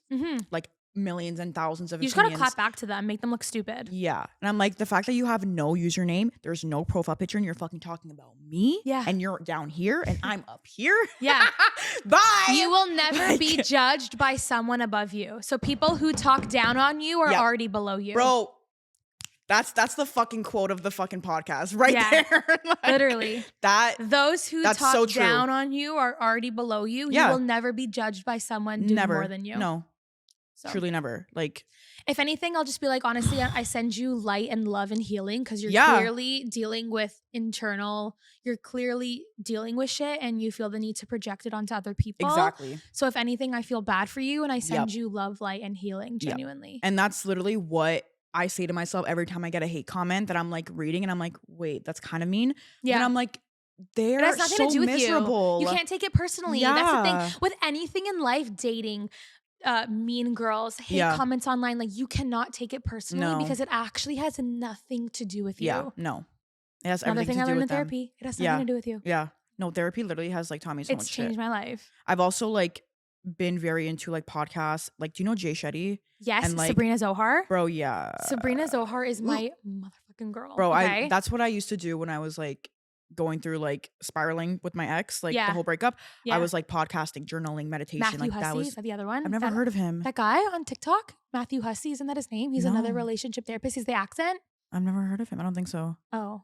Sabrina Zohar is the shit. She's bomb. She's bomb. Like me and my friends are obsessed with her. I DM'd her the other day, actually. Really? Yeah. I love that. Because she did a podcast episode on self-sabotage and I wanted to know what episode it was. So I was like, hey, can you, and she answered and me and my friends were fangirling. We're like, not the Sabrina Zohar answering my DM. Yeah. Oh my God. Yeah. Love her. I love her. I want to like start like getting into it again because I like stopped, but like it's so important to like have someone like constantly telling you like about like your mindset, because mindset is literally everything and people don't realize it. Like I used to have such negative thoughts about like my life after the breakup and I was like, oh my God, like my life is like, but no, like the more you think negatively, the more negative shit's gonna happen in your life, and you don't realize that unless you fucking go to therapy and learn that, or you fucking try to personally develop yourself. And it's hard. It is really hard. Even if you're in therapy and trying to do that, it's very hard. Because I'm finding myself even now kind of stuck in the same pattern and routine I was when I went no contact with the last guy I was talking to. And I was like, oh my God, like, why am I still stuck in this place? Like, just move on. Like, why am I not mentally stronger right now to just like let it go and move on? It's very, very hard. It's really hard. So like, what would you say is like your next step right now? Like what, like healing from this? Obviously like it wasn't a long type of thing, but like what do you usually do that helps you? It wasn't long. And even though I was questioning the connection, since he was older, it was a very mature relationship for me. Like things I'm going to do now, well, I'm going back to Miami for a little bit. So I won't have therapy until I'm back.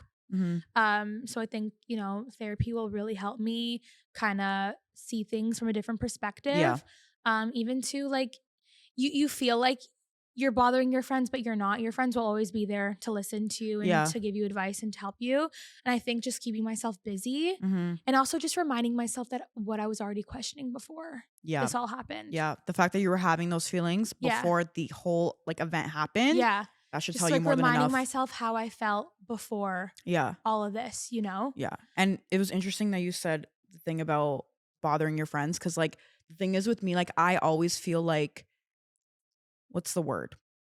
I always feel like I'm bothering my friends whenever Yeah. I go to them with like issues about like, I'm just sad or I'm like crying and I'm but like, you're not. You yeah, would do it for your friends. 100%. Yeah. And I'm like, I was like going through that at the time too. Like when I was trying to get over my ex, I felt bad every time I called like my best friend and she was like, like she would literally put shit aside. Like she was like, I remember during like exam season, like Kiara, she would like shout out.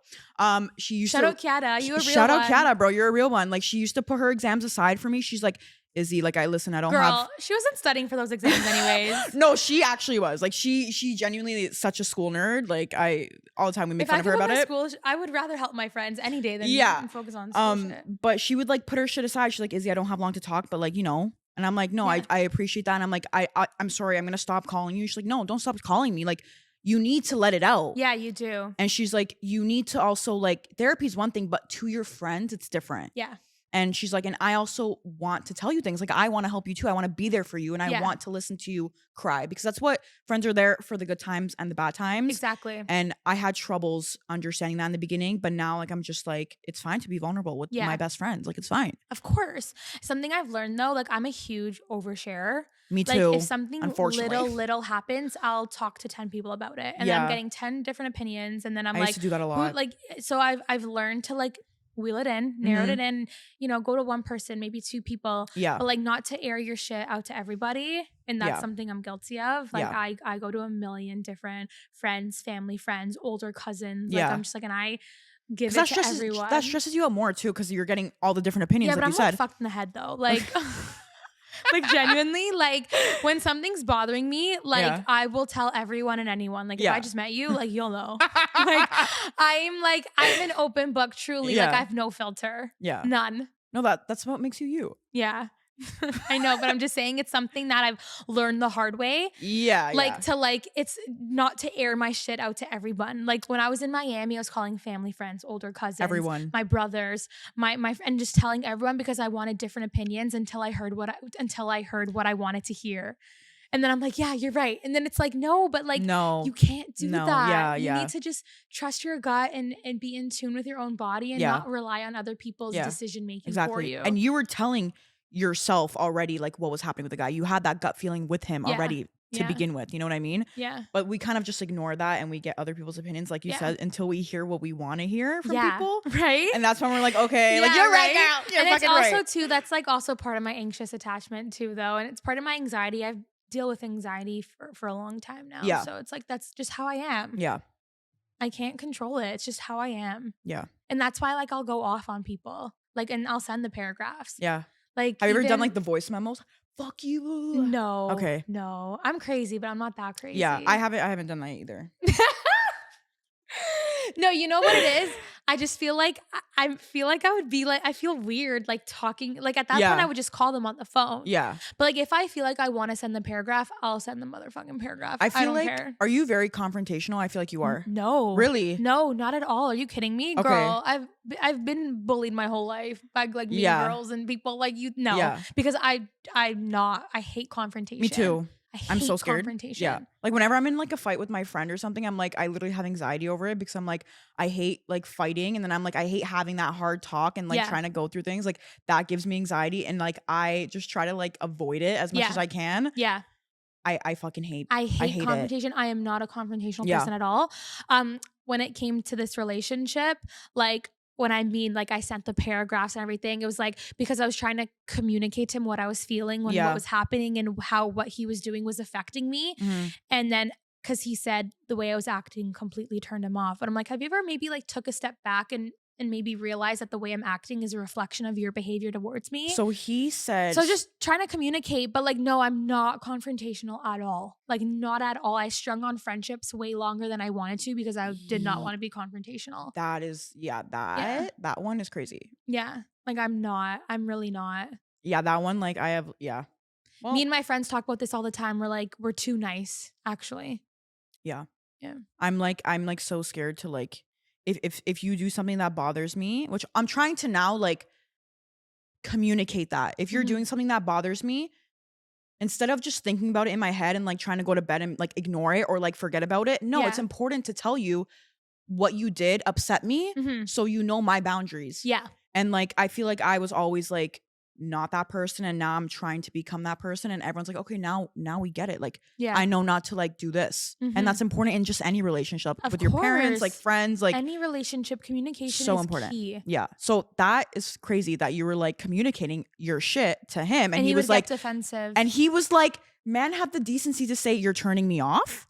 And he also said, I thought you were more secure in our relationship than that. But meanwhile, that has he nothing was to doing what he was doing. All right, dude. And he pulled the, oh, here we go talking about Instagram again. He goes, your world shouldn't revolve around it. I go, you fucking use it more than me, buddy. It's a hobby to you, apparently. Bro, when they say... It's gaslighting. Like when they get defensive and throw it on you, that means they're guilty of something. Yeah. Oh my God. But for me to tell him that I'm uncomfortable with him adding and accepting follower requests from girls while he's in a relationship, and some of these girls follow me, by the way. No, I just had to throw that out there because it's like, this is it's embarrassing for me, because then it shows that my partner has no respect for me in this relationship. No. He doesn't view it like that, but that's how I view it. Of course. And to me, it might not be like physically cheating, but it's a form of straying. Yeah. For sure. Yeah. You're in a committed relationship and you still feel it's okay to accept girls on Instagram and to follow girls and like provocative photos. Yeah, no. And he's like, I thought you were more secure in our relationship than that. All right, dude. Okay. Like actually okay. Because like I was like, that's not, you're missing the entire fucking point. Like gaslighting. It's when they say, when they say, here we go again. And I'm like, yeah.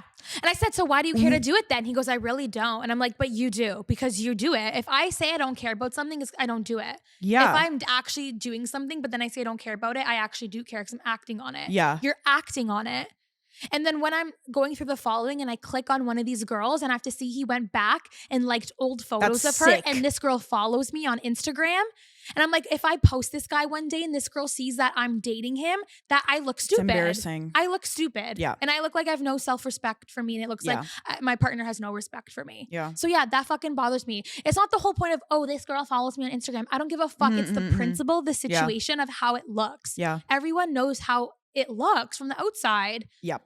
You know what I mean? Yep. I'm like, if my 25-year-old, 26-year-old brother can fucking understand that, I think you at 35 can understand that. Have you ever gotten the ones where it's like you approach someone, you're like, hey, like, so you like this girl's picture, she's in a bikini, and they're like, I approached it 3 times throughout the relationship. I remember I used to get the line, oh, I didn't even realize I liked it.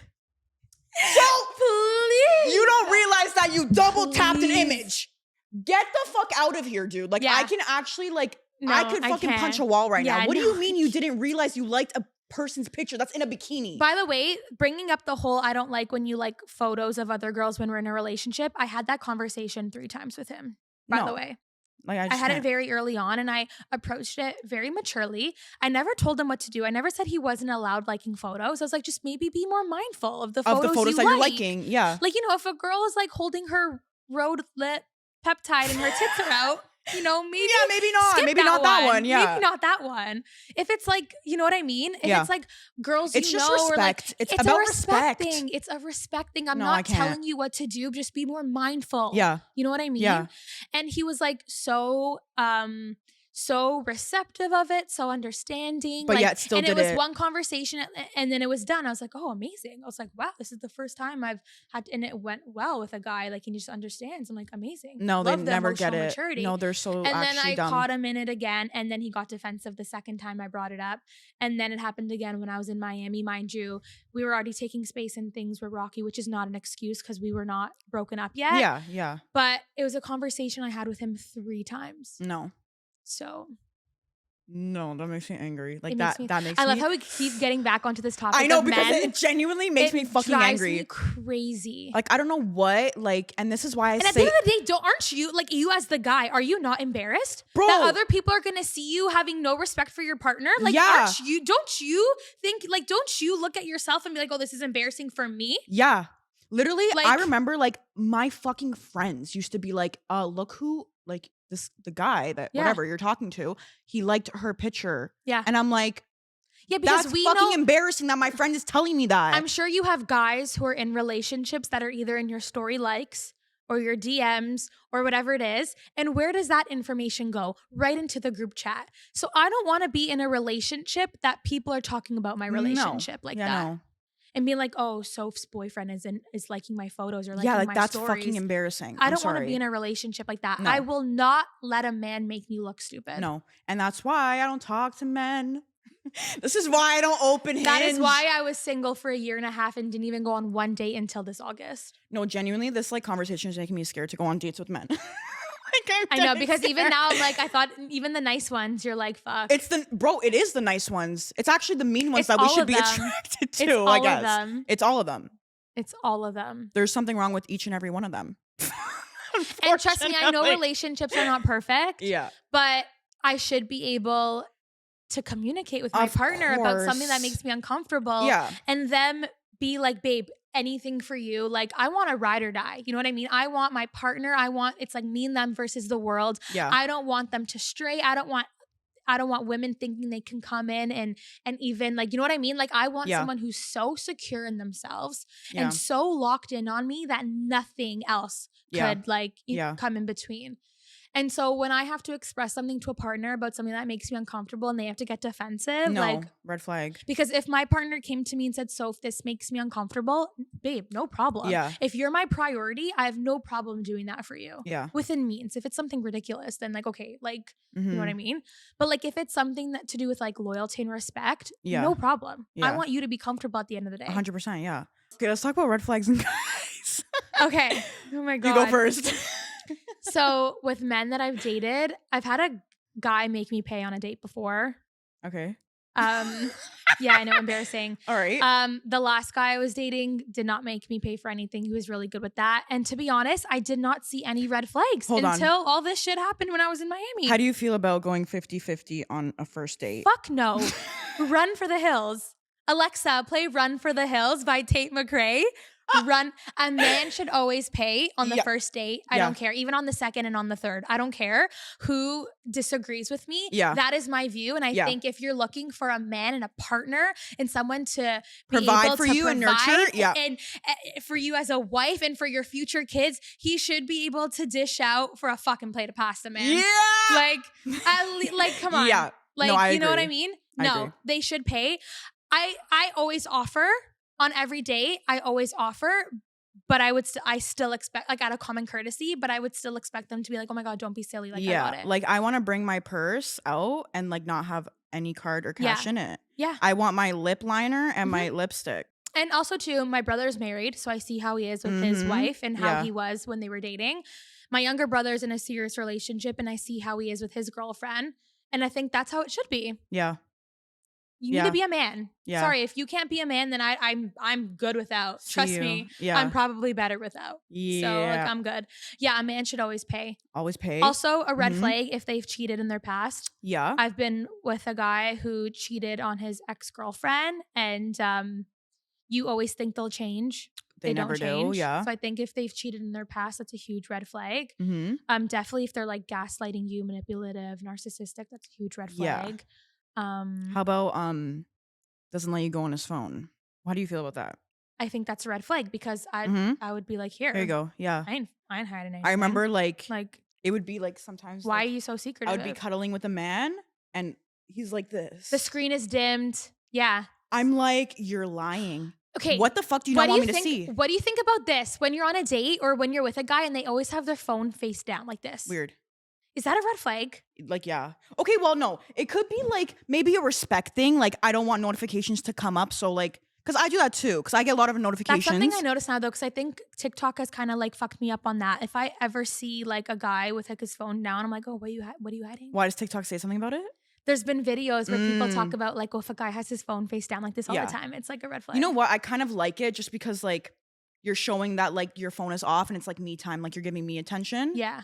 But when you're with him, if he's still being weird about his phone, then I think that's a red flag. Yeah. If you're like out on date night. Also, why the fuck are you bringing? Okay, I bring my phone to the bathroom, but like, why can't you leave your phone like here while you go to the bathroom and like, and me just like, I don't know, dude.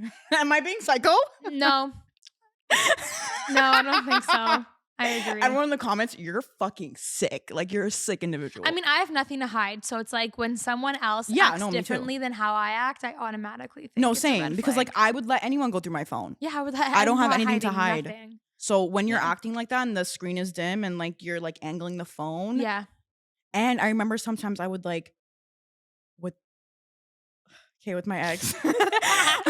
With my ex, like, I'd be like, oh, like, can I go through your phone? He's like, yeah, but I gotta watch. And I'm like, watch what though? Like, just so I don't open, like, That's so specific sketch. apps. That's so sketch. It's weird. Yeah, very Anyways, sketch. we've seen that you've moved to Miami. Okay, can I just touch on this? Yes. Everyone thinks I've like permanently moved to Miami, and everyone's Okay. like, did you get a visa? Like, how are you doing it? Yeah. I didn't permanently move. I'm spending time out there to see how I like it, because eventually I would like to make it like Official. not like official where I'm like completely out of Canada, but like spending maybe 6 months out of the year there. Mm-hmm. So like making Toronto home base, but then traveling for months at a time. I'm hoping to maybe get like a condo in New York one day, maybe. Yeah. Like Yeah. I see Toronto as my home base because my family and friends are here, but then I would like to travel for months at a time and eventually spend a lot of my time out in Miami because I love it there. Yeah. And just for like work opportunity and for business opportunity, it's a lot better. Yeah. But I didn't just like pick up my life and move to Miami. Mm-hmm. But I'm spending time out there sporadically. Like I was just there for a full month. I'm coming home for Christmas. I'll be back down for a little bit. Then I'll be back in Toronto because there's stuff I have to do in the family business. Mm-hmm. Then I'll be back down there hopefully the month of March into April. So like it's like I'm going back and forth now. Yeah. But I am treating it as my second home. Yes. Yeah. I love that. Okay. What advice do you have for girls moving out in their 20s? I mean, if you have the means to do it. I think it's great for the to be independent and to figure things out on your own and to grow and evolve as a human being. Mm-hmm. I lived on my own for 6 years throughout university. I moved back home during COVID because my rent was up, and I was like, there's no point in me being home. There's no point in me being at my condo by myself. I'm not even working downtown anymore. Like I am, but like not often. Like, so I just moved back home very close to my family. So it like wasn't weird for me to do that. But if you have the opportunity to live on your own in your 20s, I think it's very important because I think it teaches you a completely different set of skills. Yeah. Yeah. I remember like even my best friend, I'm bringing her up again, but she like went away for university and she was like literally like, it was the best thing ever. Yeah. She was like, it was the best fucking thing ever. Definitely. And I'm like, honestly, like people think I'm crazy, but when I went to LA for my first ever brand trip, like this past summer, I was able to bring a +1. Mm-hmm. And I was just like, I'm not going to bring one because I want to experience this, first of all, alone. Yeah. And I want to travel alone. Like, yeah. And it's such like a peaceful experience. Like just being on the plane and just like being present in like, okay, I'm here right now, like alone. Yeah, like absolutely. it's just different than being there with like a man or like a parent or like a best friend. It's just like, I feel like everyone needs to experience it. And it's time you're not going to get back with yourself. Yes. And it's a pivotal time. It's like is that the right word? It's like a pivotal time for like, it's part of like self-discovery and self-growth and all that stuff. And you do that now. Your 20s is your time to do that. Yeah. Because it helps you grow. Right? So I definitely think doing that at some point, I would say do it. Go for it if you have the means to do it. If the opportunity presents itself, I definitely recommend living on your own or getting a roommate or doing that thing and yeah. So I want to ask, and I'm not in a rush to move out either because I'm barely in Canada. Like I'm literally traveling every month. Yeah. What's the point of me paying rent for a condo when I'm not even here? Yeah, there's no point. Yeah, no. And I'd rather wait and build a house. Yeah. So I wanted to ask, am I able to move in with you in your new Miami condo? Babe, come anytime. Visitors are always welcome. Yeah, I'm going to show up and be like, hey. Girl. You're going to like, get the fuck out, bitch. Like, I'm over you. No, anytime. Anytime. Okay, slay. Of course. We're besties now. We can have like a sleepover party. Oh my God, amazing. Wait, that would be really fucking fun, actually. I feel like we would just do this like all day. No, we would. We would actually yap for the entire day. No, it'd be like the whole day would go by and like, should we meet? Like, we didn't even go to the beach today. Yeah, like the sun's setting. We're like, wait, holy fuck. Before, like, I was a content creator, I didn't know anything about the industry or like how brand deals work or like all this stuff. Yeah. Did you know anything about that life or this industry? And also, like, tell me your favorite brand you've worked with or like biggest brand deal. I I knew how it worked a little bit just because I was working with my cousin and he was doing the it. YouTuber, right? Yeah. Okay, yeah. And he was doing like hair and fashion on YouTube. Mhm. So like I kind of knew how it worked, but not fully. I obviously have a better understanding of it now, but Yeah. like I kind of knew how it worked. I also didn't realize how like wishy-washy brands were until actually like taking it full time. Like Yeah. people are super floppy in the industry. Super like will try to take advantage of you. That's why it's very important to have a good management team. Yeah. To negotiate Yeah. your brand deals and everything. My favorite brand that I worked with, this is the thing, I'm very picky on who I work with because I'm not going to work with a brand just to get a paycheck. That's not what I'm about. Yeah. And if I'm being 100% transparent, I don't have to. So I'm very picky with who I work with, and I want to make sure what I promote is something I like or use. Yeah. Or it's a brand that I trust. Yeah. Or it's a product that I've used myself, or it's a, something which is so important. Yeah, like that makes you stand out from like so many fucking influencers and content creators that just do it for the pay. Like they just want the fucking money. They don't care what they're promoting, which I fucking can't do that. I mean, listen, do what you need to do, girl. Yeah. Everyone got to make their money. So True. like do what you got to do. But like I'm very picky because at the end of the day, I'm thinking longevity in the space, and I want to build a brand, and I want to build an authentic brand at that. So I only work with brands that I like. So my favorite brands were probably Joe Malone. I worked with Joe Malone, and I did like a little video for them for like their home stuff, like their candles and fragrances, and that was a very natural brand deal for me because I've been using Joe Malone for years, and so has my mom. I love that. So that was a very natural integration. Armani Beauty was another fun one. Yeah. I love Armani Beauty. I love their makeup foundation products. And their blush. Their blush is their good. blush is my favorite. The liquid one? The liquid, the so good, luminous. Yeah. So fucking good. So favorite. Good. Yeah. So again, like another very natural integration because I use their product. The first brand deal I ever did was with Marks. It was Marks. Oh my God, really? But now it's called Marks, and it was for their Levi's. Oh wow. To promote that Levi's in the store. Yeah. Again, natural because I love Levi's. I wear Levi's all the time. Yeah. Yeah. It works with your content. Exactly. So like stuff that works for me and works for my content, I'm totally okay with. But I shut down a lot of brand deals for that reason. Cause I'm like, I don't want to like promote that's not what I'm about. Yeah. Like I don't care to do that. I don't have to do that. I want to build a brand off of authenticity, and because it's something I like and I would like my audience to use. Yeah. I always think when I'm getting a brand deal, okay, would I use this actually? If I would not use it, I would not promote it. Yeah, because there's no point. Again, going off of being authentic, like my main goal is to be authentic at all times. Yeah, and the money will come. Like exactly. The rest will fall into place. The rest will come naturally. Yeah. And I understand that this is how a lot of people make their income, and I do not judge. I do not judge 100%. At all. But for me, I'm talking about for me personally. That is just what I choose to do. Yeah, I like that. Yeah. Yeah. So do you see yourself doing content, social media forever? Or do you see yourself like kind of branching off into something else? Yeah. Stuff like that. I definitely, at the end of the day, this is a business. Yeah. So I definitely see myself doing this as a career. Yes. I mean, there's so many different things you can branch off to within the industry. I would love to get into like different parts of the industry eventually. I think I'm still finding out exactly what that is.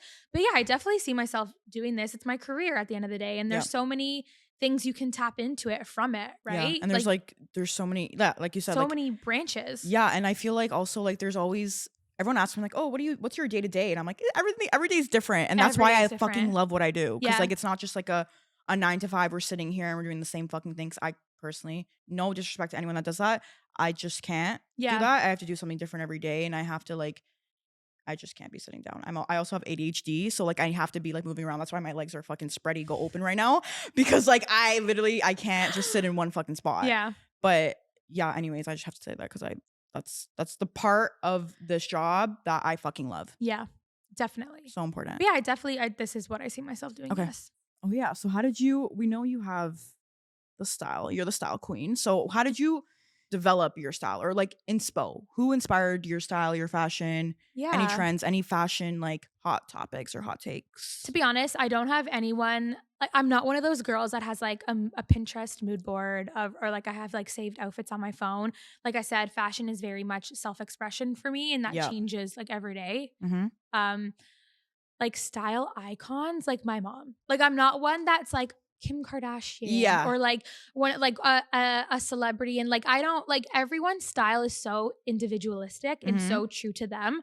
I don't look to other people for how I want to dress. I dress the way I want to dress. Yeah. But if anything, my mom is definitely the one that gave me the expensive taste for sure. Yeah. Like growing up and seeing her in like all these fabulous outfits and even like being dressed in designer when I was a baby too. Like I've always had expensive taste for sure. Yeah.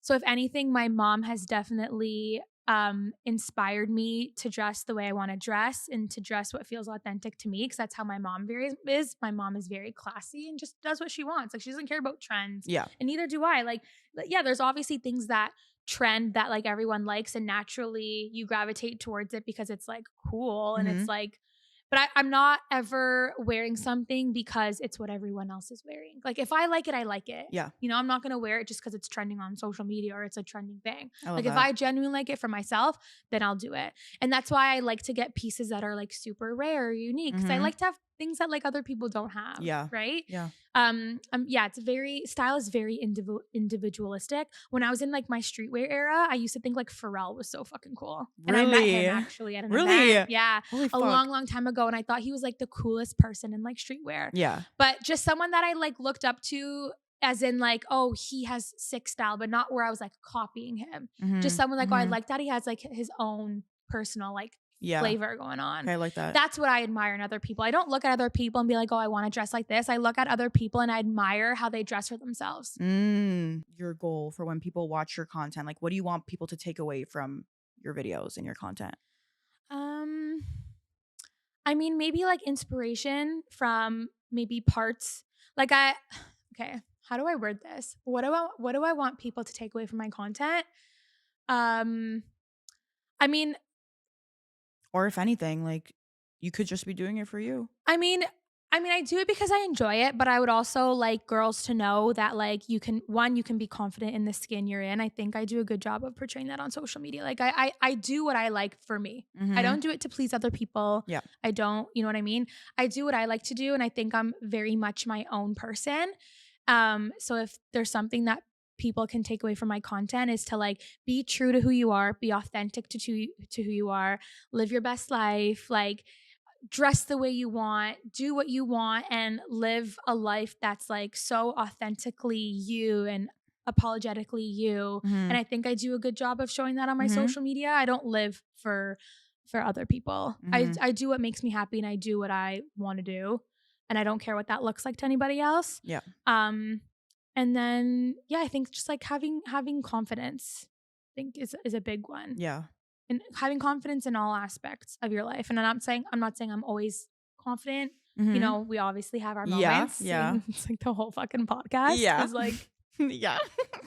moments you had. Yeah. But for the most part, I would say I'm confident in who I am, and I don't feel the need to change anything about my appearance because of social media or social beauty standards. Yeah. I don't fall into the trap of that at all. And I've done videos on that too, and my views on that. And I just think I want girls to know that they are perfect the way they are, and they were made the way they were made for a reason. And you don't have to change things about yourself. The way you are and what you come from and what you have is like more than enough. Yeah.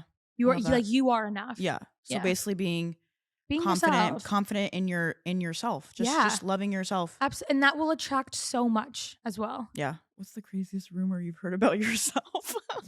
The craziest rumor I've heard about myself? It definitely has to do something with like my family. What's another crazy, I mean, it's not crazy, but I think people's like assumptions that like I don't do anything, I just sit on my ass all day. And I'm like, do you really think my parents would be okay with that? Yeah. Like, yeah, I'm like very blessed and grateful, and I definitely grew up very blessed and grateful. But like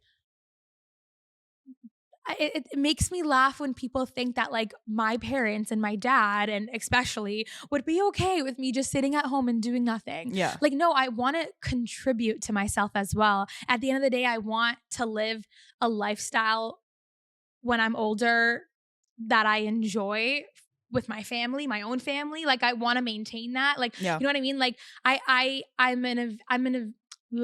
I'm a very ambitious person and I like to work hard and I like to set goals for myself and I like to create things of my own. Yeah. Like I was given a lot growing up and I'm very grateful for that. But like me and my siblings have all been raised to know that we also have to make something for ourselves too. And it just makes me laugh when I get those comments online. And I'm like, do you really think that like that my parents would be okay with me just like sitting at home and doing nothing and chilling and doing nothing? Like absolutely not. Even if I wanted to, I wouldn't do that. It's like I want to do things for myself. I want to create something of my own. I want to do things for me too. Yeah. You know what I mean? So that's like a crazy assumption that annoying. People have of me is that I fucking don't do anything. Yeah. And I want to go on the ambition thing you said because I'm thinking about our men conversation. And like, also that's another red flag. Like if you have no ambitions run. Or goals, like genuinely get yourself checked out. Yeah. Or actually don't come near me. Like I do not want you to come near me if you don't have the craziest fucking dreams and goals. That is a huge turn on for me is when a guy is like super ambitious you can and be wants also, to create something. You can be so ugly also and like have the biggest dreams and goals. No. And I'd be like, Mama, like you know how women always make jokes about like how they need to marry for money? Yeah. I hate when women make that comment. Don't marry for money, marry someone who's ambitious. Yes. Because someone who's you're marrying for money probably won't do as much to like keep you happy and satisfied. Like you don't want to marry someone for if you marry someone that's ambitious, because the man that's ambitious will provide for you and your family and will do the most to make sure you're in a healthy and happy marriage. Like you want someone who's ambitious. Yeah. Yeah. That is like. That's what I always tell girls when girls are like, oh, I need to marry someone rich. I'm like, don't marry someone because they're rich. Marry a man who has ambition. Yeah. Because that is what's gonna. Yeah. And people ask me all the time, like, what do you think like a broke man can be able to make you happy? And I'm like, okay, so there's two sides of this. Like, you could be broke and make me happy, but also like, no. And then also like, well, okay. At the end of the day, you have want to have ambitions and goals. Yeah, exactly. Like I'll be with you. Let's be broke together. Like, but let's build something. Yes. Together. What if you're dating a guy who's not necessarily like wealthy, but he's like in a startup business? Exactly. Or he's starting his own business. Yeah. You don't know what that looks. You know what I mean? Different. But that's what I'm saying. Someone with ambition will get you a lot farther in a marriage and in life than just marrying for money. Yeah. 100%. I agree. Because like I feel like also the men that have the money like will just be like, here, like go buy yourself something or like just kind of like they won't actually like work to make you happy internally. Yeah. If that makes sense. Absolutely. But cancel culture is like it should be canceled. Yeah. I think what are your thoughts? I think cancel culture is horrible.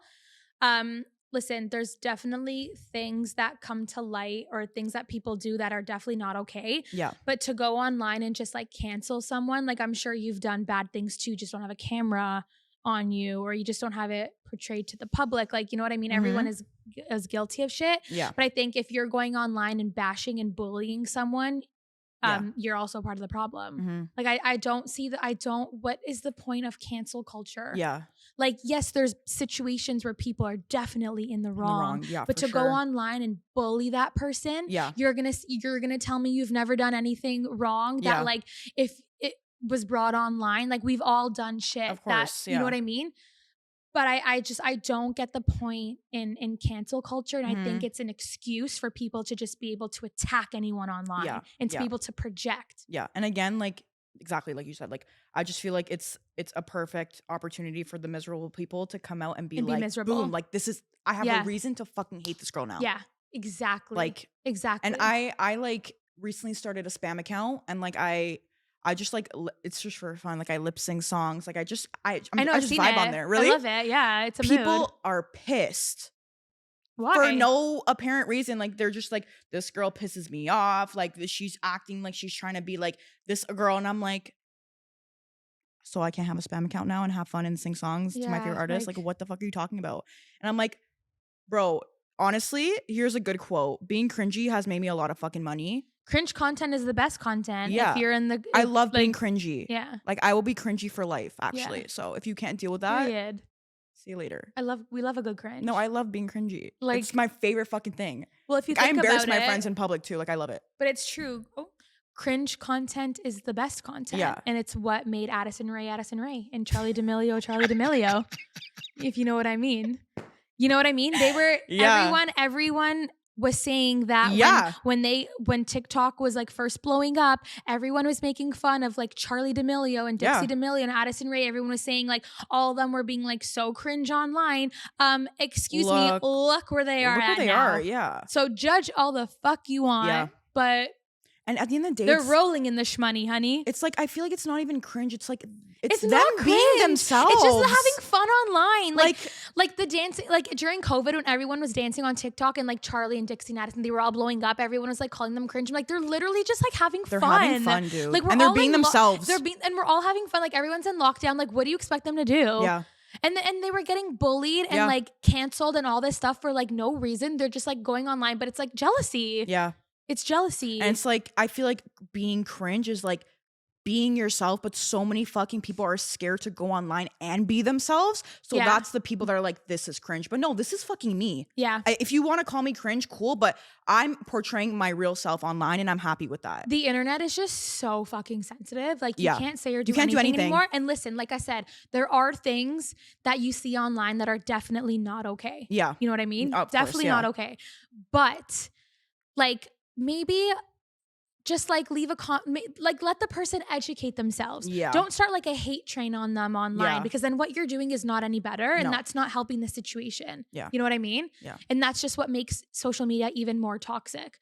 And then it's like people come out with like an apology statement or something and then they're shit on for that because it's not good enough or it's not this. So it's like, damn if you do, damn if you don't. Yeah. Like there's no winning. There's no winning with the internet. No, there isn't. And that's like, I feel like that's also what makes people scared to like, again, go on and be their true selves because they're always scared to like, cancel. I'm going to get canceled. Like, it's not. You got to be like so filtered because everyone's so sensitive. You can't say or do anything. Yeah.